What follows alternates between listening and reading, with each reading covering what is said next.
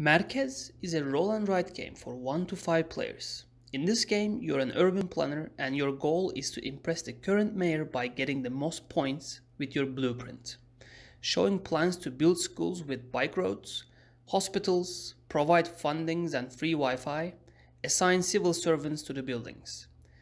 Every building needs civilians. You will get minus points if you have unemployed people.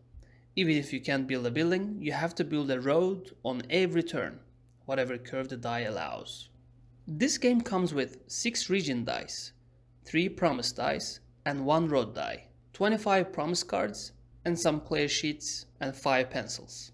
To set up, give each player a pencil and a player sheet. Shuffle the 5 first promise cards and deal each player 1 random card. Players place them face up next to their player sheet. Return any remaining first promise cards to the box. Shuffle the 20 promise cards and place them face down in the middle of the table. Then reveal player number +1 cards and display them face up in a row next to the deck. In this example, I'm setting up a 3-player game, so I'm revealing 4 cards from this deck. This will be the promise area. Take the road die, 3 promise dice and player number +1 region dice, then give them to the first player. Now you're ready to play. The game consists of several rounds. Each round the players take their turns one by one, starting with the first player and continuing clockwise. During a round, the following phases happen in this order. First player throws dice and claims a promise card if he wants. All players claim regions according to the dice and draw icons.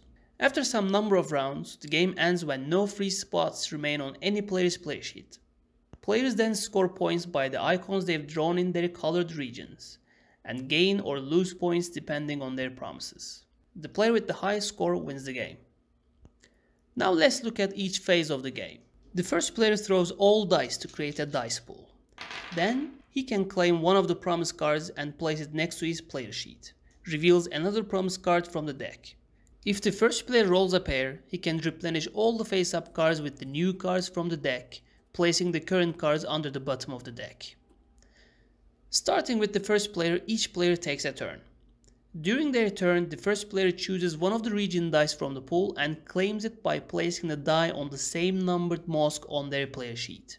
Then he draws one icon that's on one of the 3 promised dice from the dice pool on a free hex of the claimed region. Then the second player can claim one of the remaining region dice and draw icons and so on. Finally, each player draws the corresponding road shape shown on the road die on any free hex from any region. In short, each player draws 2 icons on every turn. 1 icon from the promised dice rolled, but you skip drawing this one if you don't have free hexes. And 1 road icon you must draw every turn.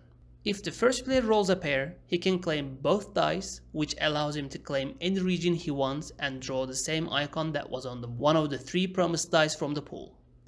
The round ends when all the players have drawn the road icon and the corresponding icons on the promised dice. Now all the dice are passed to the next player clockwise. The new round begins with the first phase. The game ends when the one player draws icons on all the hexes of his player sheet. The remaining players then must draw any road icons on their free hexes to complete their city. After that, the players do the scoring on their sheets.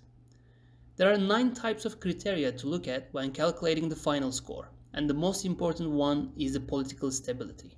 To calculate this criteria, first check how many buildings you have in total and how many people you have in total in your city. You get -5 points per imbalance. You get +10 points if you have the perfect balance. On this player sheet, the total number of buildings is 12 and the total number of people is 10. The difference is 2. You get -5 points for each difference, therefore you'd score -10 points.